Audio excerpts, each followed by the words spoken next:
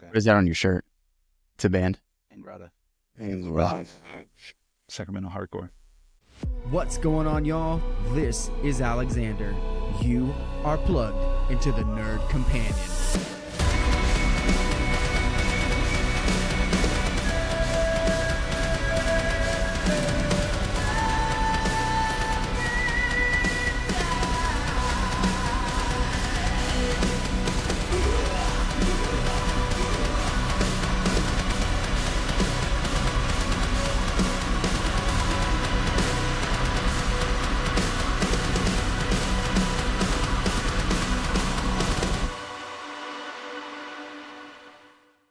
What's going on, y'all? This is Alexander from the Nerd Companion coming at you with an episode going over one of my favorite horror movies of all time, The Evil Dead, partnered here with my Chainsaw Massacre friend, Artemio Maltos. Artemio, give us a quick introduction.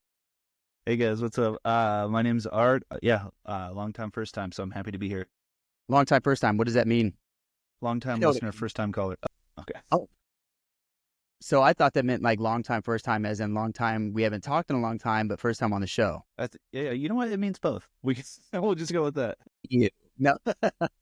I'll talk a little bit about you. I always really enjoyed your company in the military. Really, I don't have any regrets, but I really wish we could have hung out a lot more before when we started. Super funny, super supportive, really great friend, really interesting person that I found at a time that I really needed someone like that, and was always very appreciative of your presence. And it was really good to catch up with you. Like, you're a really awesome dude. Not to toot your I horn. appreciate that so much. Yeah, dude, whenever I talk about you, I say the exact same thing. Like, Yes.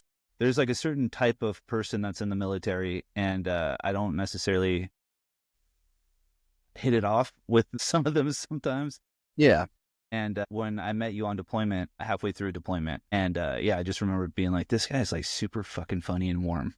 He is all right in moderation. Yeah. No. Warm emotionally, not physically, but I thought you were very warm physically.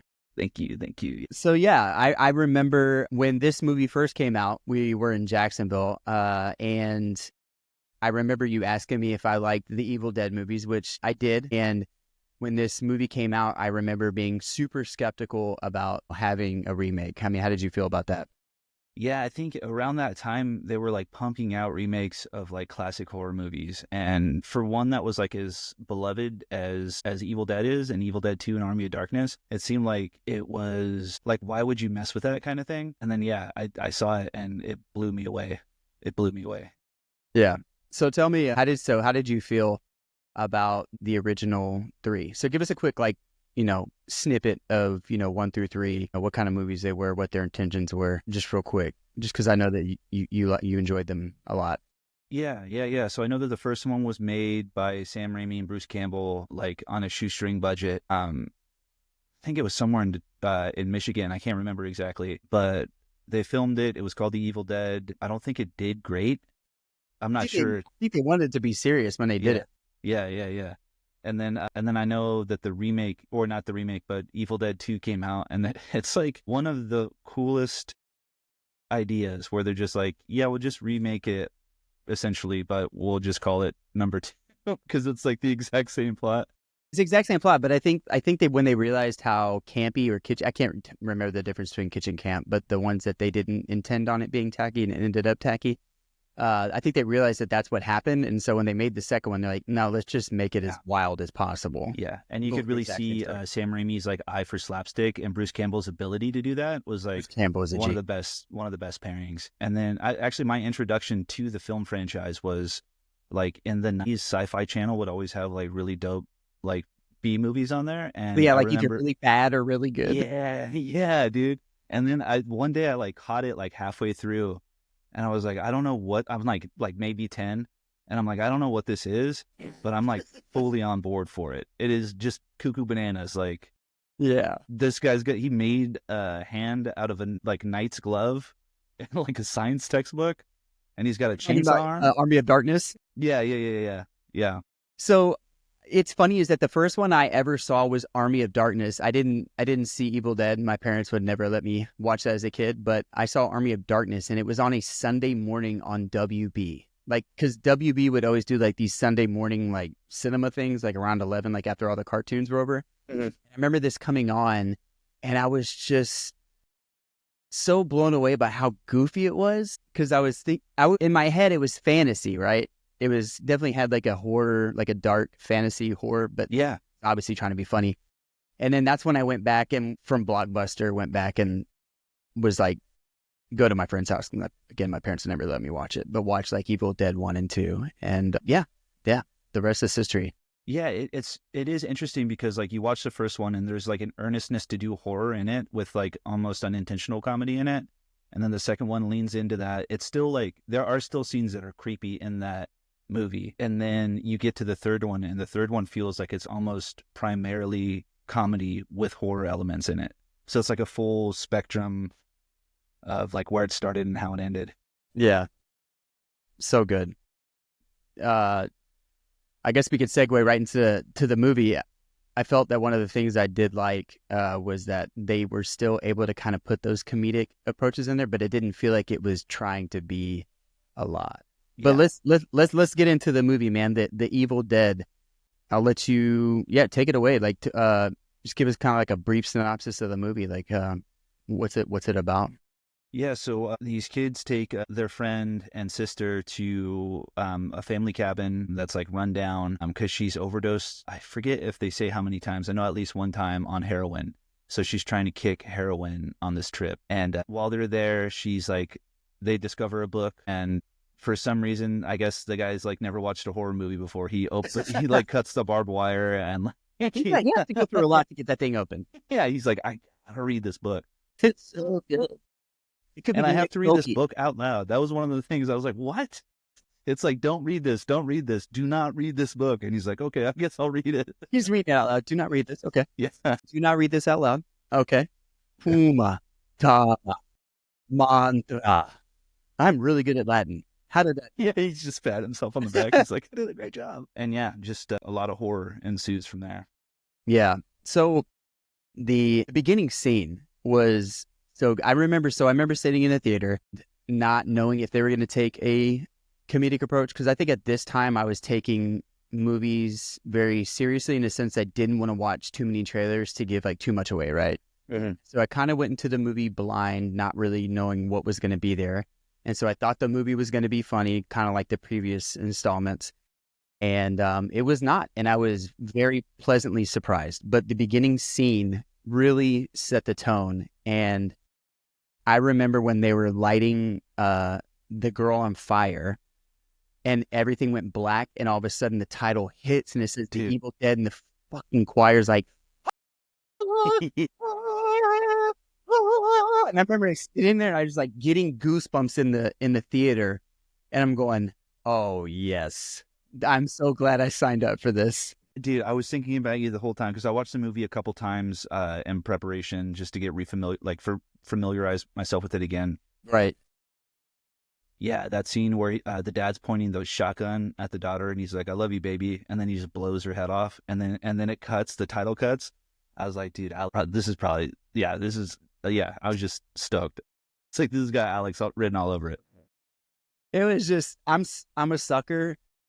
I feel like a soundtrack can make or break a movie. 100%. Like have you seen those? Like, there's one YouTube video that someone made where it's like they changed the music for a trailer, and I believe I probably sent one to you, but they did a one on Elf, and it was like serious music to it, and it made it seem like he was like kind of like this serial killer. Yeah, and it's crazy what music can do to set the tone for something, even when it's not in the same category. And absolutely. I think the music's so powerful. So I say all to say that the soundtrack to this movie by OG Banos is like, he is so good. And they articulate the intensity and emotion so well in that picture from the get-go to that title shot. Dude, absolutely. And I agree with you 100%. And that's like, if you get a really great director, a really great editor, and a really great composer, it's really, really, really hard to fail at I guess that's like primarily everything that's involved with the movie other than the cast. But if you do everything perfect, your movie will be all right. Well, you can only hope, man. People are weird, man. You could make a banger and be like, that movie sucked. It's like, That was my whole life. Okay. Big deal. It's fine. I'll just. But yeah, I thought the premise of the movie was really good. It made it seem pretty realistic and genuine with the reason why they're there, right? And I thought it was like a really believable concept of why they were there, not like let's go to the cabin and party. Like it just like there was like a serious tone to it, you know? Yeah. Yeah, and all of it, I was watching it and I was like, a lot of times like horror movies will have tropes in it, or like a situation where you're like, why don't you just call the cops, or why don't you just like not go inside the room or something like that. And watching this movie, like the plot is pretty airtight. Like even like at a certain point, somebody has to go back inside the cabin to grab keys so that they can leave. Like, otherwise, there's no reason for them to be in there. So I just want to make sure that. Are you picking up any of the alerts? My phone is going off for some reason. Yeah, I do hear that, but okay, that changes. It's fine if it's like little dings there. It's cool. I can always edit that out. It's not a big deal. Let me do this real quick. Sorry. Well, I'm already. All this can be cut out. You don't hear anybody screaming in the background? No. Sorry, I like never used. I think it should be good now. I turned off my phone, but I wrote like notes on it. So some of the concepts were kind of airtight when going back to get the keys. Yeah, because I remember going back in and watching it this time. I was like, I know what happens to a character, and I guess we can just do spoilers, right? Or no? So let's just kind of. I mean, we got the general premise of the movie, right? They're going into this cabin, and they are essentially basically trying to get friend and sister clean from heroin because she's got a problem. Yeah, and they're gonna do it cold turkey. And they coincidentally have a nurse there who's I don't know where she gets all these sedatives and meds. I don't know who she stole them from, but they so they're basically trying to get her clean, and that there's going to be some crazy shit happening, and they foreshadow the fact that this girl is going to try to do whatever it takes to convince everyone that they need to leave. And as real and legitimate as her qualms are about staying there, it does make it seem like she's really just trying to be manipulative and leave. And I think that was so tastefully done. It was like they did such a good job of like making, gave room or gave, a margin of opportunity for her friends to be like, can you just stop tripping? Like, you're okay. You know what I mean? Kind of like not validating what she's really going. And so I feel like that made everything so airtight as opposed to, we're just getting here, we're coming here to party. And it's like, you're just, whatever. We're here to crush crews. Stop being a chump, bro. Dude, but they even mention it like, I liked it a lot because the two friends, Eric and I forget the other lady's name, but they're like, this isn't the first time that she's tried to kick it. And they're like, we did this before and she bailed immediately. So they're already like they're letting you know why the characters aren't just like, oh yeah, this is a bad idea, let's take off. Right. And it's so well done. It's so well done. So I guess given that, without giving any spoilers away, I think that we could probably safely say like, how highly would you recommend this movie? So if someone's watching this now and they don't want spoilers, I mean, like how likely should someone watch the movie? I think if you're a fan of horror, I think this is a must watch. I think I would agree. If I'm going out of 5, it's either like, it's probably the only reason I would do a 4 out of 5 is if somebody is like squeamish to like blood, because there's a lot of blood. Oh yeah, my wife is like, I can't watch this. I'm just going. Yeah, exactly. Yeah. I would give it a 4.2 out of 5. Like the movie, even if you can tolerate all the gore and stuff, I hardly give a perfect rating for anything. There's really, I can't think of. I just don't think that there's a perfect product out there. You know what I mean? There's always going to be like these little like minuscule things, but 4.2 out of 5, 8 out of 10. I highly recommend it. If you love horror movies, this is a must watch. This needs to be in your library. This needs to have been in your repertoire of like any sort of like horror history for filmmaking, for sure. Absolutely. I just found out that there's an unrated version or a director's cut. I didn't know that was out there before. Yeah, it's like an additional. It's like I'm gonna watch it again for an extra 5 minutes of content. I gotta see it. I gotta see the extra 5 minutes. See it. I guess the girlfriend in that movie had like a lot of extra story or footage, but they cut like her entire character out of that movie. She probably was the least important character in there. Yeah. But we'll get there. I mean, the way that she went was kind of miserable. It was like the slowest one. It was like she went through so much. She got the worst out of it. She did, yeah. Okay, so we'll get right into the spoilers. So if you haven't watched it, just know that it's a banger, and you need to watch it. And if you watched it or you're coming back to after watching the movie, then enjoy the rest of what we're going to talk about. We're going to be talking about everything. Be prepared. All right, so Welcome back. Welcome back. Okay, so what were some of your favorite parts about the movie? I liked the kind of redemption arc that Mia has throughout that. There's characters in there that I love how much I hate them. Like the character of Eric, the teacher that ends up opening the book. Like he drives me nuts, dude. And then he's like constantly like laughing in people's faces, like when something terrible's happening, or he's just like, dude. It's so bad, but it's like, I don't care how bad it is. I'm just glad that I'm right. Yeah, dude. Yeah, it doesn't matter that like the whole situation is his fault. He's just like has to be right.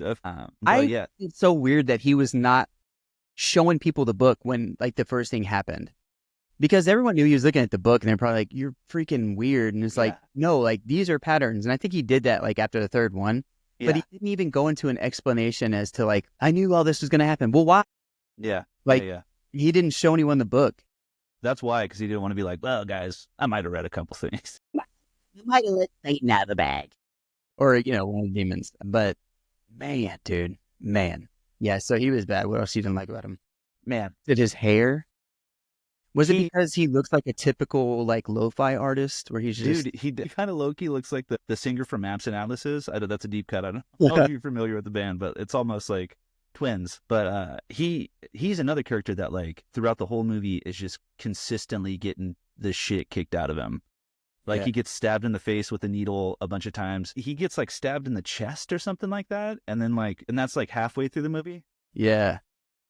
And then that crowbar scene is, my God, so brutal. So brutal. Whenever she's hitting him in the head, I'm just going, okay. All right. Like every hit I'm going, that's not good. Dude, that's not good.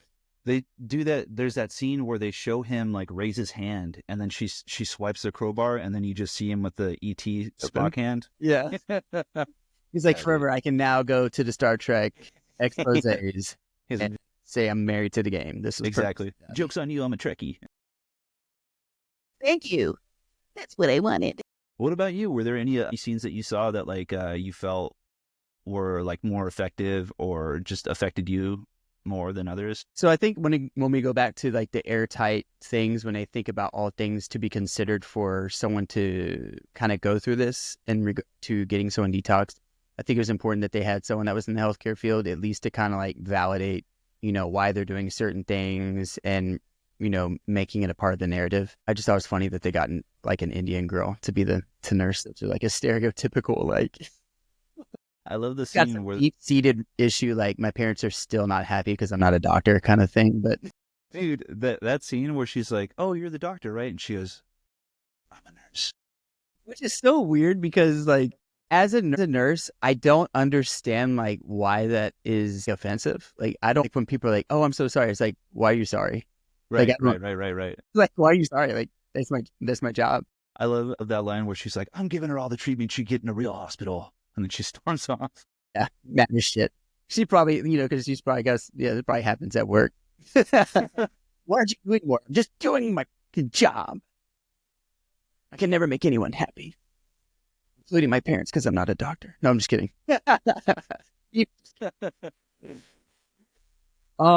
Yeah, so like writing into like, the medical professional there, that I thought was interesting to kind of keep things, okay, that seems more realistic instead of like some dude that's like, oh yeah, I watched a lot of ER when I was a kid, right? And so I know that they would do this. I'm huge into Grey's Anatomy. I've seen this episode before. This is classic season 3, episode 28. Okay, all right, I've seen it twice. Right. So like having some sort of like realistic, like kind of, she knows it a little bit how to handle the situation. So yeah, I thought that was cool. And I just feel like when going over like some of the airtight things, hey, why isn't someone leaving, or why aren't we doing this, or why weren't the cops called? Whenever he's deciding to leave with his sister, and they go back, and the huge flood running down the bridge, and you're just like, damn, well, I mean, they can't go. So they shut that window of opportunity. Well, that's why they can't leave. Everything was just done very, very well. Yeah. And yeah. Yeah, But including the opening scene. The opening scene is like perfect. It's perfect. Like where they kill. Go ahead. no. I was just confirming what you were saying. Yeah. Yeah, where like it starts in the woods and this like lady's in terror, and then you hear like little feet, and she's like, "What's going on?" And then she just wakes up in like this basement with dead kittens everywhere. Yeah. Like, and then that reveal that she's actually been possessed and has murdered her mom. It's so effective. It's so good. And then like I was saying, like that last line where he's like, "I love you, baby," and then it cuts to Evil Dead, and then it just cuts to like outdoor shots, like aerial coverage and stuff like that. That whole like they did such a good job with scenery, even though the majority of it takes place in the woods or in the cabin. Every scene that's outside of it is so good. Like go ahead. Well, I was going to say some of the camera work was some of my favorite. Before I go into the camera work, did they ever go into why they were in that cabin? Because it did belong to the family that ended up, like the main characters that go there. Did it talk about why those people were in that cabin to begin with? Or No, I didn't see I anything didn't see about anything. that. I tried looking up some stuff before we started the podcast, and the only thing I saw in plot details is that like they were in the basement, and but then it goes on to say that it was Mia and the brother's name's David, right? I should know this. David. Yeah, David. That it was their family's cabin. Yeah.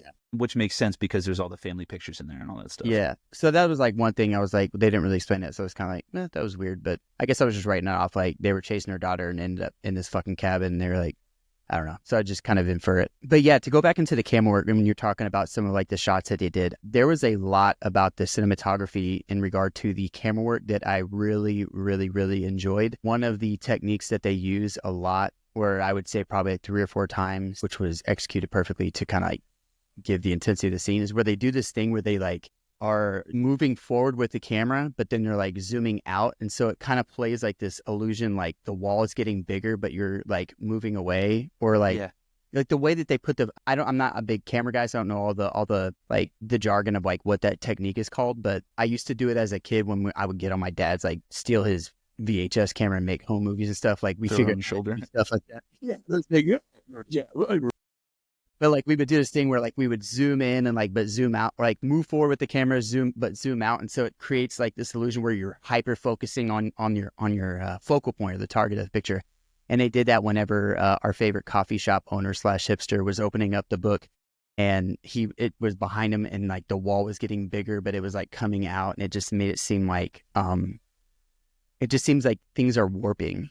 Yeah. And they do that a lot whenever they're, what is her name? The main Mia, when she's like looking out into where she's like in the basement, and they're like zooming in on her, and then she's like some of the, just to say, piggyback of what you're saying, it was just some of the shots that they did was just so tasteful and so good, and it articulated all of the points that they were really trying to get you to focus on, that I don't think a lot of people take into account whenever you're watching something. Right. That I really, really enjoyed. So it's not just like the story. It's not just the music. Like they took like how they were shooting the scene, where the angle was to like get you to have a very specific perspective on what they wanted you to look at. Yeah, and it's dope because it all like you become immersed in it. You forget that you're not watching a movie. Everything was good. I was watching it again. I forgot how good all of the makeup is in this movie. Like specifically with Mia, and that actress did such a great job, both as being possessed and then just being terrified. Like there's a scene after, dude, that whole forest scene where Before we go into that scene, I just want to say that the makeup in that movie was primo. I kept telling Dina, I was like, whoever the makeup artist is in this, like, deserves freaking awards. Yeah. Because even though there's like parts where it's like way too much, the things that were done was just so good with the makeup. Like some of the best that I've seen. And I can really appreciate good makeup over CGI any day. And I think that James Wan, like another horror master, he does the same thing. Like he doesn't go with CGI. He does everything is just makeup. Yeah. But And yeah, I think I talked to a buddy about this before, and I think it's like regardless of how good CGI gets, your mind is still aware that something is off on it. yeah, it can definitely pick it up. Yeah. And I think even with practical effects, even if they're not 100% like top tier, I think that you're still allowing yourself to believe that what you're seeing, I'd like it feels a little bit more real than watching something that's CGI for me, anyways. But yeah, I'm a big practical effects guy. I like it a lot. I don't like Needs do it. to be makeup. Yeah, No has room to be. for no room Just for has to be. computer generated images. On this house.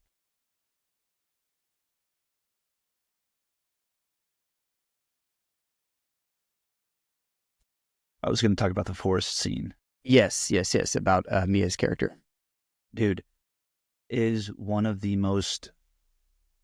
That scene, after seeing it's one of those scenes that like every once in a while you think about and you're just like, damn, that was messed up.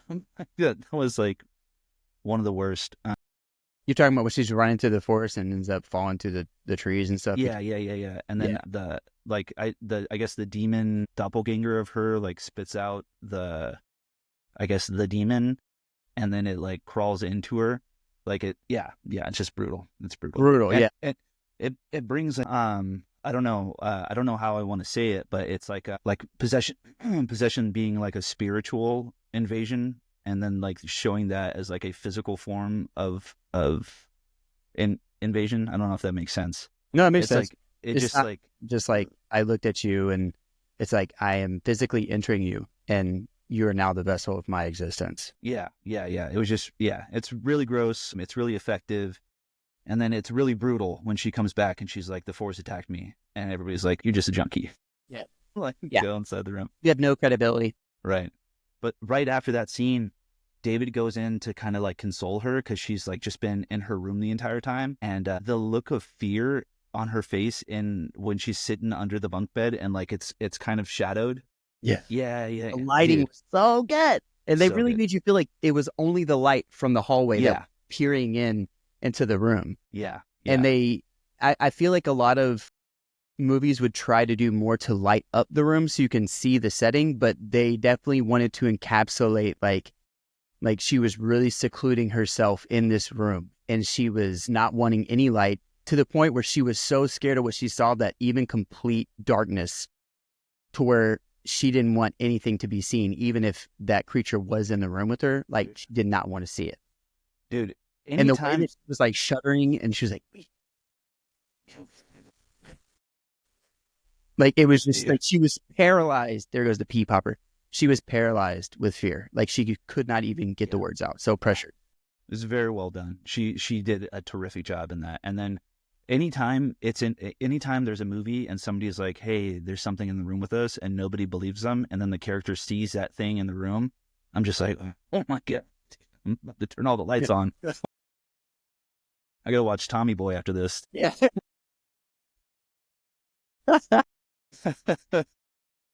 Yeah. To go back to the woods chasing, as uncomfortable as something like that is, which is basically like rapey. Yeah. It's like it is terrible as it is and as triggering as it can be. It kind of, and it may not be a popular belief, but I feel like some people are like, well, that wasn't really necessary to put that in the movie. But to me, it's like, I think it was because it was kind of like a necessary evil. It was kind of like something that was necessary to show you how evil this thing is, right? And just to put into perspective how scared you should be. Yeah. And that there's something that this evil will not do. Right.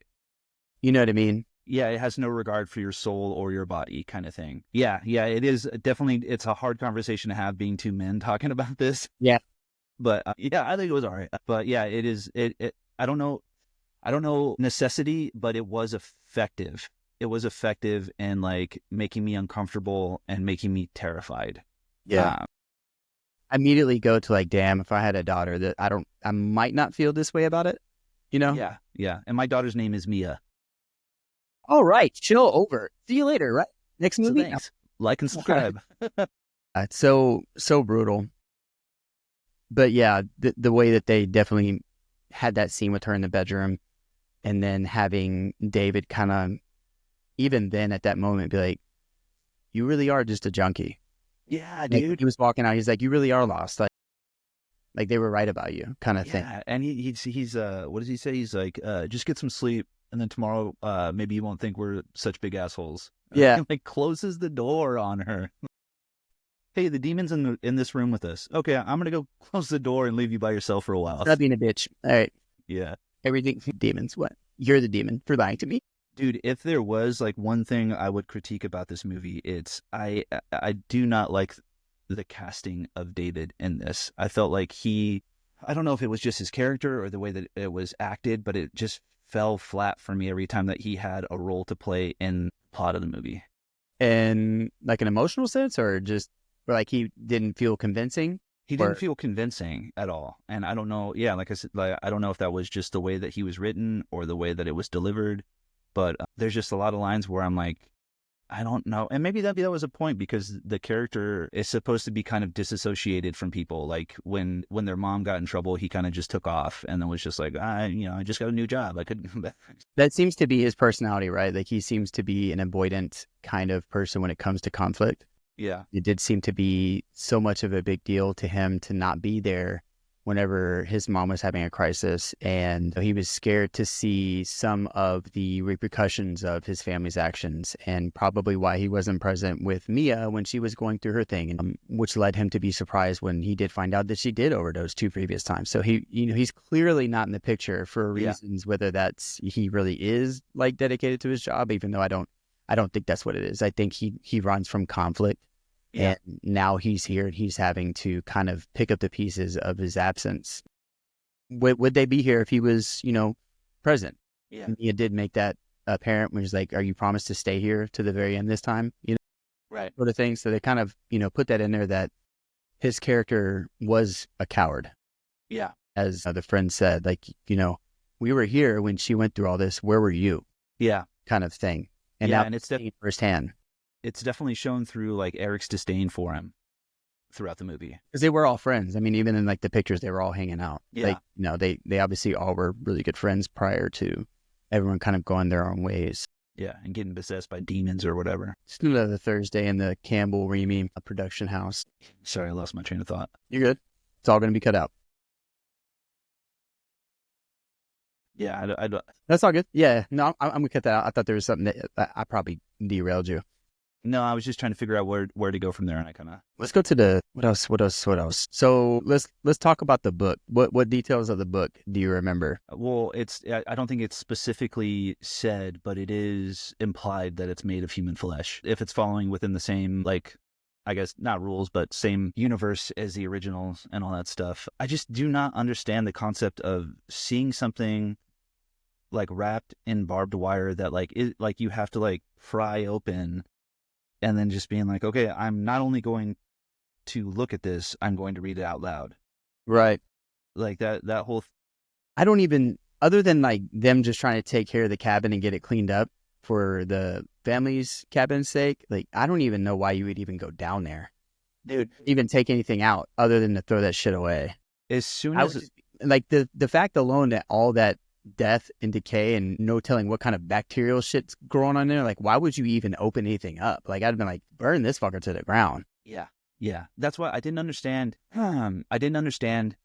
the point of staying once you go inside your house and you see that there's blood smeared on the ground, and then you go into the basement and there's literally like 100 dead cats strung up. Was there a reason why those cats were struggling? Like, is there a lore reason behind that maybe I missed in the book? Because I saw just more of a dog family, Yeah. No, I think it was all part of the. I think it was all. I think it was all part of the ritual when they killed the daughter. Is there some sort of like? Because I mean, obviously, we're looking at satanic rituals. So I mean, is there any sort of like biblical reason for cats to be used? Like, was there some sort of like belief that cats or something about cats needed to? Or am I like diving too deep into that? Like, I wonder if there's some sort of like belief about cats and cleansing, or I have no idea. Yeah, the only thing I can think of involving cats and the undead is the movie The Mummy, where they say that cats were like the guardians to the underworld. Yeah, I Let's don't go with think that. I don't think they I think they're the they same include. universe. I think they're the same universe, right? The Mummy and the Evil Dead, same universe. Yeah, same universe. Yeah, yeah. Waiting for Brendan Fraser to show up with a gun and be like, "What's My what God. here?" And Benny's just trying to steal stuff the whole time. And that's when he steals the book and brings it to the city and like, unleashes all its evil right. into the world. They both do involve the Book of the Dead. Maybe we found something. A little shared universe, no big deal. That's what we're here to do, Right. to crack the case and bring the evidence to the audience. You know what I mean? Solved. You heard it first here. All right, so cats, we don't know, but yeah, to bring up all that stuff, it's just like, why? Yeah, And it took all the effort to open it up.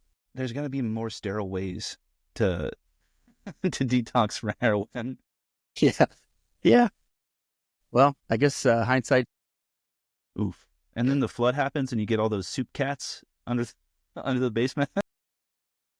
This can't be good to walk through. I need a tetanus shot after this.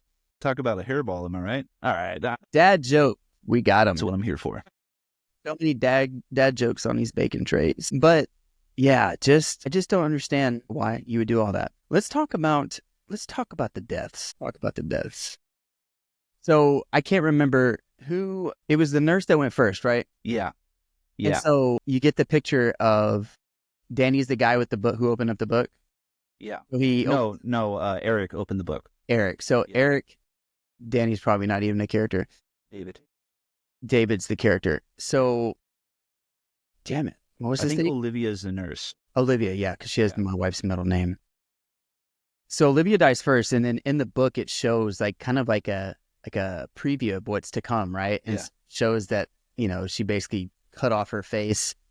Whoever's in the book has like basically they're holding their face in one hand and in the other they're like holding a knife. Yeah. Like kind of like preludes to like what's going to happen, which I thought was like absolutely insane. And prior to all that, it shows that the whoever's being possessed is going to be scalded by hot water. Yeah. Mia goes into the shower, turns it all the way on. It's flashed into the fiery furnace, and like you're watching her skin Ooh, boil, bubble up. and I'm just going, my God, bro. Yeah. And so they pull her out. But yeah, so Olivia goes in, and you can talk about the scene. Dude. Set the scene, man. So they're trying to help her out because Olivia's like she sees that like they're like second and third degree burns, which she talks about later about like needing to get her out of there. And then Mia just pops up, tackles Olivia, and just starts puking blood into Olivia's face. And then they finally they pry her off, and then Mia comes back with a shotgun, which they're like is bananas, The boomstick. and fires off around. Thank God it was a bird shot into David's arm. Yeah. So all of this stuff are things that like I'm like it makes so much sense why nobody ran to go see what was going on with Olivia when she starts to turn. Like Eric is the only one that is like going in to check in on her. Yeah. Because David and Natalie are busy dealing with David's wounds. Right. So immediately after getting puked on, Mia ends up getting thrown into the basement. Right. That's right. They end up going to the basement, and it's like, okay, shit's getting real. While Olivia is sitting on the couch, not doing anything to wipe up all the fucking Cheetos that are in her fucking hair. Like just fucking. It's a Cheeto. She looked like Cheetos, dude. Like it was like just Kool-Aid and Cheetos. I don't know She what. ate some fiery hot. Yeah, dude. Mia was killing Kool-Aid and Cheetos on her last heroin bender, and it was all over Olivia's head. And the entire time, I'm just going, "Oh, crunchy." It was so gross, dude. Just like she's not even doing anything. I immediately would have went into the shower and been like this bitch is great. Like gross. I've just been saying all sorts of crazy shit. Like she's just sitting there in it. Like the smell of vomit is so gross. It's enough. Yeah, to she's vomit. dry wiping the blood out of her face, and God, you get a little water on that. Yeah, like go wash yourself off, dog. Like what are you doing? Like just sitting there. Yeah, that's when they get into the argument where like Natalie brings up that like we should have never like come here, like we're taking your advice and talking to Olivia, and she's pretty much like pushing the blame onto Olivia. And then David is like, well, Mia needs to be sedated more. So Olivia like gets up and she's like, okay. She starts walking to the room. And the moment that she grabs the supplies, or no, she's cleaning herself off, right? No, she's grabbing the supplies from the medicine cabinet, and then the mirror closes in, and you just see what she's going to become. Yeah, which is so good. Which is another like shot of like how good the makeup is in that movie. Yeah, yeah. So she understandably is terrified and starts to walk back, and then freezes. But they don't show you her face; they just show that her body freezes. And yeah, which was so good. Dude. And like the camera, like she just stands there. Yeah. Like it was so good. Like the music stops. I can't remember, but I remember it got like soft, and it was almost like a drone, it was like a drone note.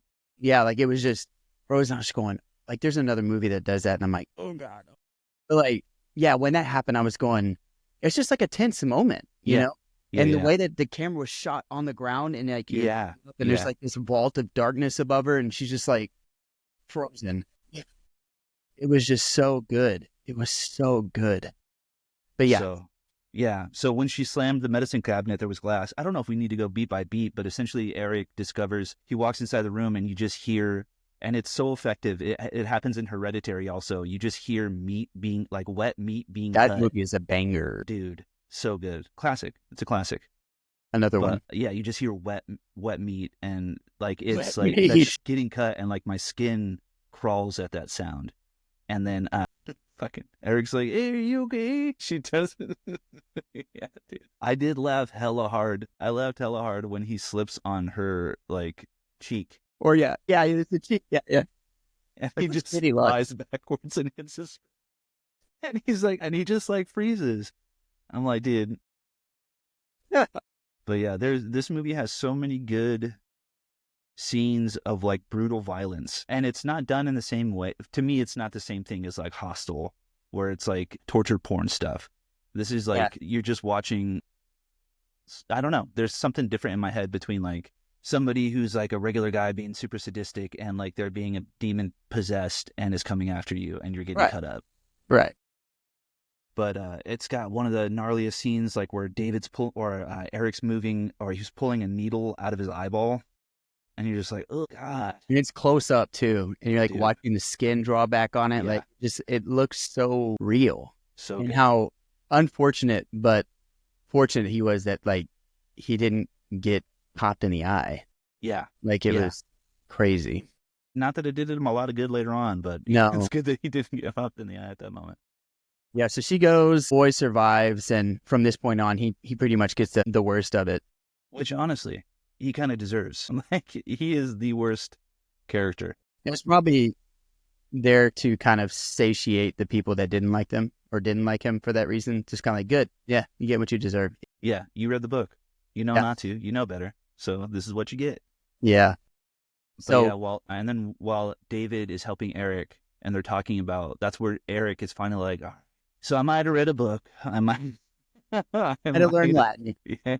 And it was cracking me up too, because like when all this stuff happens, like Eric keeps going back to the book to like flip through it and just finds like the next thing that's going to happen to somebody. Yeah. Like, get ahead of it a little bit. Like read forward. Yeah. He even tries to burn that bitch. Dude, that one was gnarly because you just see David goes inside the room and you just see Eric kneel down in front of a fire. And he's like, yeah, it's so effective, where he's just like, I thought that this would have worked. Or he says like, I don't know why I would have thought that this would have worked. And then you just see the book in a flame, unaffected. Yeah. It's so good. So good. So David's girlfriend gets next, which she gets it pretty bad too, right? So she's like, goes down because Mia's like crying into the basement. And then she essentially kind of, Mia basically just like claws up on top of her and insulting her, and David essentially, or was it David that came by and picked her up out? Yeah. So David comes up, or he comes to, I guess I don't remember the details so much, but the one thing I didn't want to put or say just to add to that scene is I love the tension building in there, where Natalie realizes that Mia is still like, whether she believes she's possessed or just insane, she knows that Mia's not okay. So she goes to run away. And they do such a good job of tension building in that scene because she crawls out of the basement, and then like right when you think like she's safe, she gets dragged back inside. Yeah. And then that's where you see in the trailer they show where she Mia's like licking the blade and like cutting her tongue. It's so gnarly. But eventually David waltzes back and he's like, oh, where Natalie, where are you at? But he pulls her out. He latches that door, bolts it, and chains it just like in the original. In that process, Natalie had gotten her hand bit by Mia. Yeah. So then they go back to talk. David goes back to talk to Eric, and I think that's Which is, when I think, the Eric fire reveals scene, everything. right? Say again? Which is the fire scene, which I think he's trying to burn the book. That's right. Yeah. And meanwhile, all that's going on, she's becoming like idled hand, like her hands start to mutate. And then she's like, the only way to stop the spread is to cut my arm off. Yeah, and then Mia's like, I love that scene where Mia's just like peeking through, and you just see those like super, don't put it. Yeah, they really got the demon's like sadistic desires and was just, like I live for chaos. And then she's like she eventually is in the basement just like cackling at everybody being tortured. There's that scene that I thought was pretty effective when David and Eric do come out of the room and they see Natalie, and she's kind of hunched over, and she's like, I really do feel better now. And like her arm is like barely hanging on by like a vein, and then it just drops. Yeah. So good, dude. So good. Yeah. So at this point, my medical side comes on. I'm like, I wonder if they could have just like cauterized that shit. You know what I mean? Like got a frying pan and just like heat it up. Like, of course, you're going to need to go to the hospital and you're at risk for infection and stuff. But I mean, like you could probably stop the bleeding for a minute. Like, you know what's funny is that I was thinking about the same thing when Eric gets stabbed in the chest, when like the blood is just like pouring out of it. They should have never pulled that motherfucker out, to tell you the truth. Really? Yeah, you never want to pull anything out. Like if you get stabbed in the chest, you don't pull it out. You leave it there. It's good to know. The next time it happens, I'll make sure I leave it. Hopefully never. It's basically stopping, like when you worry about bleeding, right? So it's in there, it's closing off the circuit for blood, right? The second you pull it out, now you have a short, now blood's just kind of pouring out. That's keeping the blood where it's at. So like, it's like you never, kind of, So you kind of want to keep it there. So everything in your mind's like, pull it out, they're gonna die. Like, no, don't pull it out. Don't do that. They're gonna die quicker if you take it out. There might be some caveats about that. Every time they pulled it out, I was like, oh, God, why'd you do that, bro? And then immediately everything started pouring out. I'm like, Yeah, the amount of lost blood in this movie and the character doesn't die, I was pretty shocked at. But I forget the plot details on what happens after that, but eventually Natalie ends up turning into a demon. That's going to be really funny if we have the names wrong, and it's Olivia as the girlfriend. I can just imagine. Olivia's the nurse, I remember, because I was like, oh, Dina was a nurse. Her middle name is this. And Gotcha. Okay, cool. So we're on track. And if not, please forgive us. But like Eric is pretty much just like, you need, like, I read the entire book and you need to kill your sister. And David is just like, but I avoid conflict. What? Yeah. And then Natalie pops out with a nail gun. I wonder if he was thinking, he was like, yeah, okay, that's a good idea. Let's go kill her. I've been waiting for somebody to tell me that. I never liked my sister. Yeah, let's go do that. I moved to Chicago to get away from her. Now, like, this is going to be permanent. This is good. Then I have no responsibilities. That's right. Because my girlfriend's surely not going to live through this. Dude, but that whole scene where Natalie is like changed and beating the crap out of those dudes with a nail gun first, one of the most high-powered nail guns I think I've ever seen, and then beating the crap out of them with the crowbar. That's a really effective shot where they show, because Natalie is like got like a really kind of like tiny frame, where her arm is raised with the crowbar, and like they like silhouetted with freezes with it for a second. A light in the background. Yeah. Which was like the stark black arm with the crowbar silhouetted by the light in the background. It was just, some of the pictures that they captured was just so good. It's so good. And then the angle, like where it's just like down on him and she's just, it's terrifying. Yeah. Then I forget what they end up doing. David like shoots her in the arm, and then I'm assuming she dies of blood loss, right? Yeah, she just kind of fades into black. I did think that was probably the most brutal scene in the movie, which I think is saying a lot because that movie is really, really brutal. Hey, But yeah, just seeing, definitely the second most brutal. yeah, the Eric at that point, I'm starting to feel like, okay, all right, I get it. He read from the book, but give the guy a break. Back off. he paid his dues. Okay. Yeah, yeah. And then so Natalie dies, and then like David carries Eric out, and they're trying to get ready to leave, and David understands that he has to kill his sister. So he's like, I know what I need to do. And I did not like the line, but Eric is like, because David's like, please don't die on me. And Eric's like, dying doesn't sound so bad, but I just don't want to become the devil's bitch. And I was like, well, then just stick to the law. But David goes back in to light the house on fire, and the lightning strikes a tree, right? And I was trying to figure out if there was any symbolism for that. I think that might have been like to represent the life force of the demon. Okay. Maybe. Okay. At least its power over Mia. Yeah.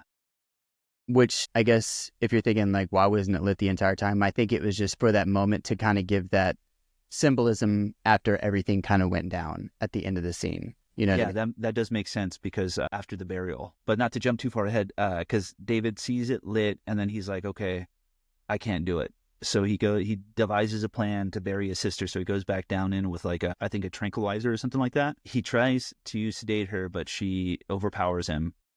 And then right when she's about to kill him, Eric comes in to save the day, and he gets stabbed, and he dies of his wounds. In the kitten soup. In the kitten soup, dude.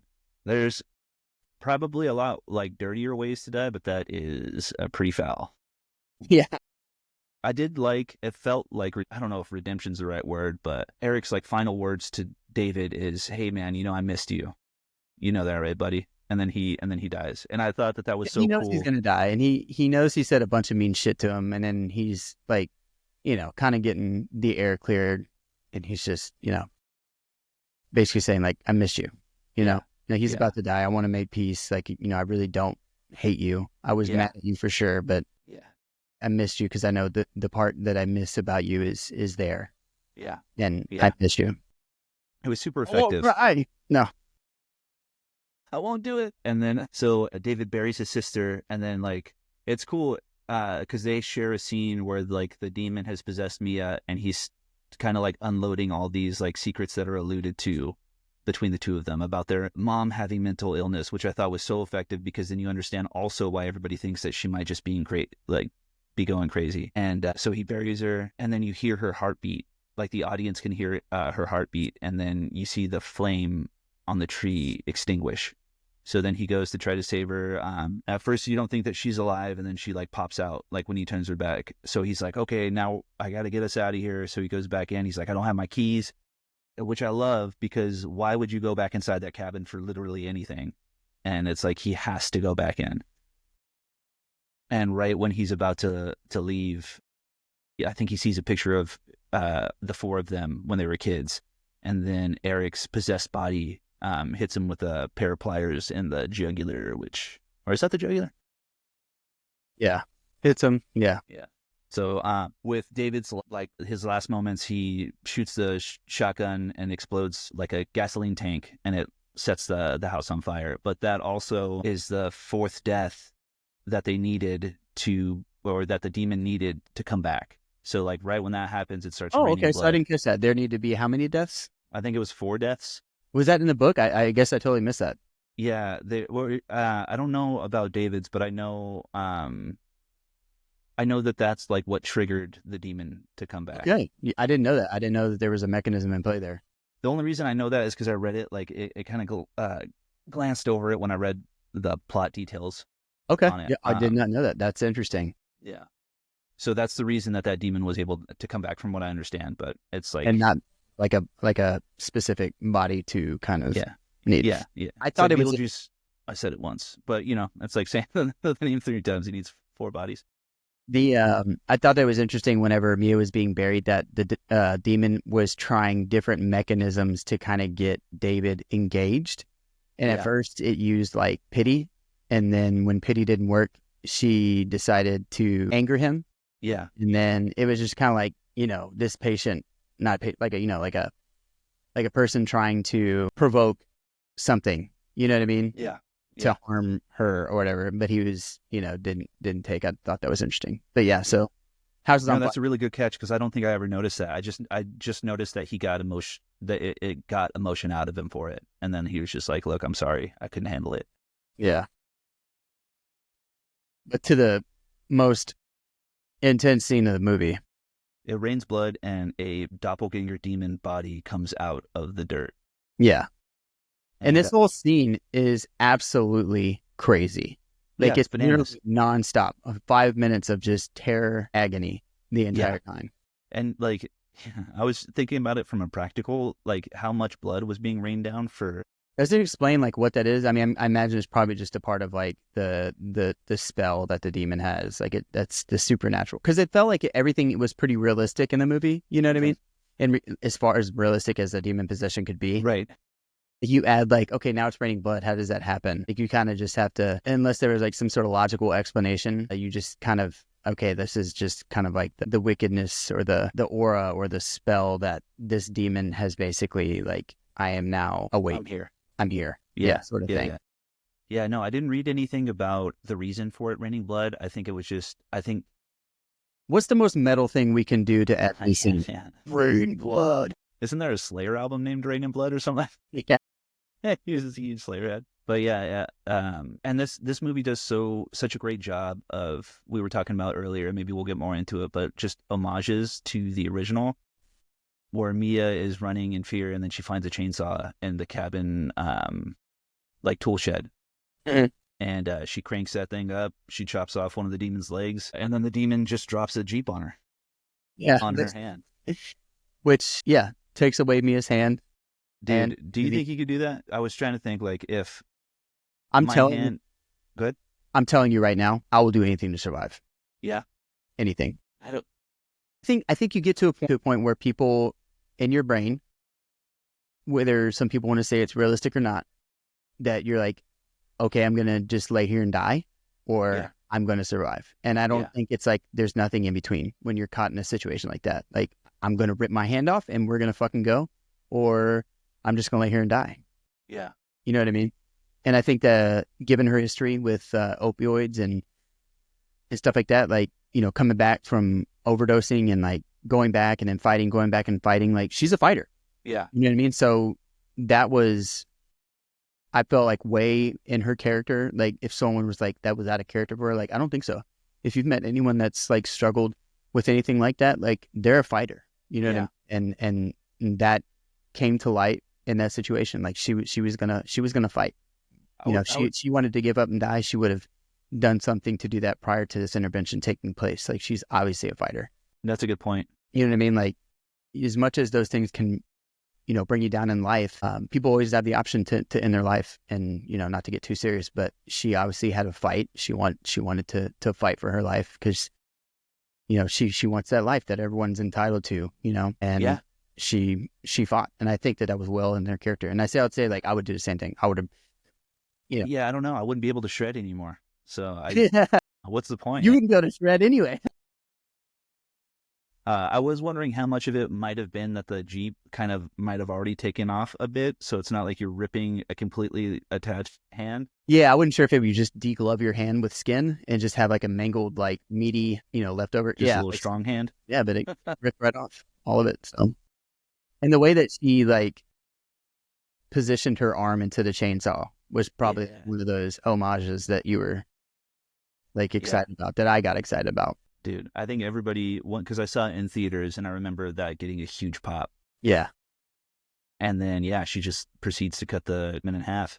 That right there with the music, the shot, the blood raining down, and just the close-ups to her face with everything spraying and then like back to the demon, like just like it was so intense. Like it went on longer than it like needed to in a practical sense, but went on just enough for the cinematic experience. Absolutely. Yeah. Like, yeah. It was so brutal. You're just like, yes, like the entire time, like, get this mother, like, dude. Yeah, it was epic. The whole movie is super, super epic. And then like it stops raining blood, and then it kind of just cuts to credits after that, right? Yeah. Yeah. And it really had me hoping at the end of the movie that they were going to do a continuation of the story, which we probably don't have any time to talk about the next installment for the movie. But I think if they wanted, I feel like if they wanted to make like a series of them, they could do it if they wanted to. I just think they have to be extremely careful. I had read that the plan was for them to make an Army of Darkness 2 and then I think another Evil Dead, like a sequel to Mia's story, and then they come together. Like, so it would have been Ash and Mia together. But I guess instead of making Army of Darkness 2, they made Ash versus the Evil Dead TV show, which rips. And then it's saying very watch true. Say again? Yeah, it's true to where the Ash character is at the end of Army of Darkness and like how cocky he is and like the comedy and stuff like that. Yeah, because they give a little nod at the end of the movie. They show Bruce Campbell's there in like a silhouette and he just like turns the camera and says groovy, which is so sick. Yeah. So sick. I didn't know if that was going to happen, but I waited to the end of the credits anyway because I think the Marvel Universe instilled that general practice for cinema. For sure. So you're just like, what's happening? But yeah. I did do a little bit of research and I found some interesting things. So David, Eric, Mia, Olivia, and Natalie. It's if you take the first initial spells, demon. Yeah, and then yeah. What else? I don't know. I think I just this time around watching it noticed all of the different the homages, the tool shed with the chainsaw, the fact that Ash's car was rusted out. I mean, that's what Mia's sitting on when David first comes up to her to talk to her, like when he first gets to the cabin. Okay. Yeah, there's all kinds of like little winks and stuff like that they're giving. Like I even thought that the fight scene between Mia and David in the basement, how it was like half filled with water and he keeps getting thrown around from wall to wall, was very reminiscent of like Army of Darkness when he gets thrown inside the pit. Yeah.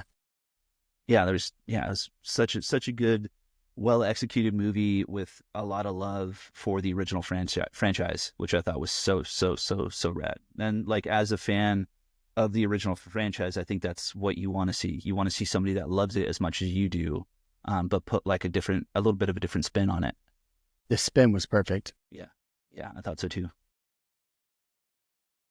I think I definitely liked it more as a serious thing. I think it can be really tricky when you try to make things comedic, especially with the kind of absurdity spin that, Campbell can put on things without it being like, it's going to be very niche. You know what I mean? Yeah. I think they did a good job of like inviting a general horror fan's attention to the franchise, but not so much where you dilute it with, conservatism. Like it was definitely kept true to the brutalness and the everything that the original three had as far as like gore and stuff like that. And I think absolutely. I think one of the things that you risk when you try to remake something, like if they were to try to remake Evil Dead or Army of Darkness with like somebody different cast as Ash, like it is Bruce Campbell's role. Yeah, so it would be like recasting, which I know that they're planning on doing, but like recasting Wolverine. It's like at a certain point, like that actor and that part are synonymous with each other. So I think that if they would have went the route of like even if the character was nothing like Ash, if you have Ash in the movie, you're already setting yourself up with an expectation that I think is that's too big a hill to climb. Right. And I think that inherently the plot of a movie where a group of friends go to a cabin and they find a book and they read from it and then they become like possessed is inherently a very terrifying story. For sure. Yeah. So again, highly rated movie. Everyone that loves horror should go see it. I think anyone should see it. Anyone that's not queasy, but any horror fan needs to watch this movie if you haven't already watched it. It is a perfect blend of like supernatural gore and like legitimately scary, because I feel like it's very uncommon for movies to get that right. Well, yeah, obviously horror movies, but I think what you were saying with like James Wan is he would do that. Like where I felt even like the movies that were more low budget, like Dead Silence, the story is scary. So you're like invested in it. And then like everything else, like kind of falls in, like because you're buying into the story, you're buying into everything else. Yeah. Yeah. Very tastefully done. It was really good. I give it a 8.5 out of 10. Yeah. Yeah, yeah, I would probably agree. It's not.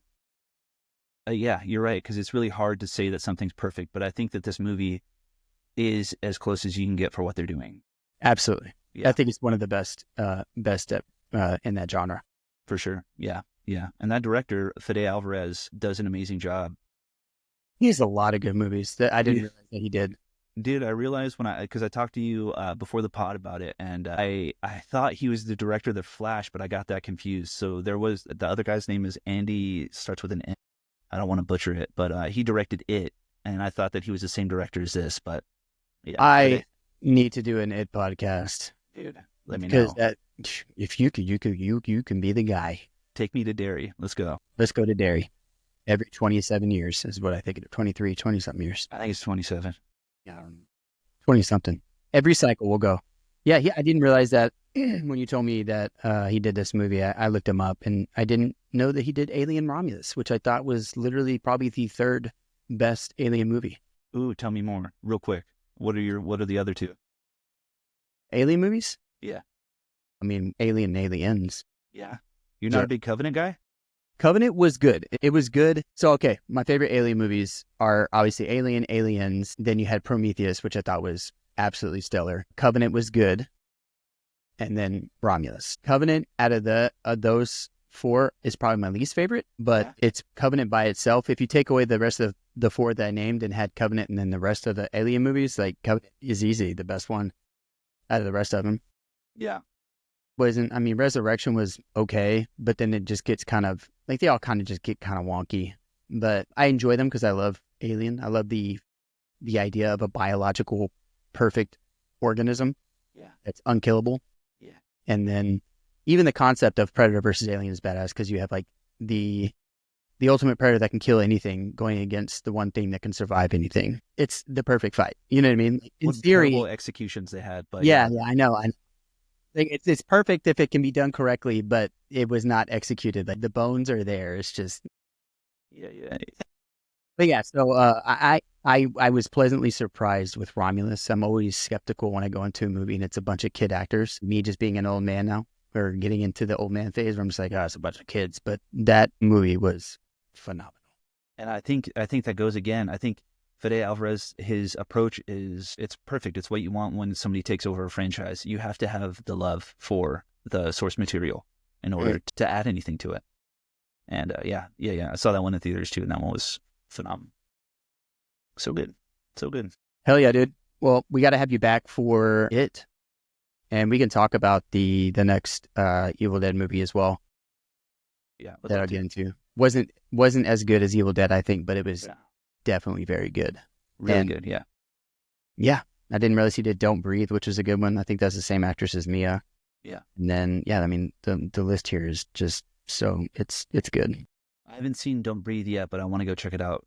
Yeah, I looked up the IMDb before we started just to double check, and that's when I realized that I was mixing up two directors. But I hear a lot of good things about Don't Breathe. Don't Breathe is good.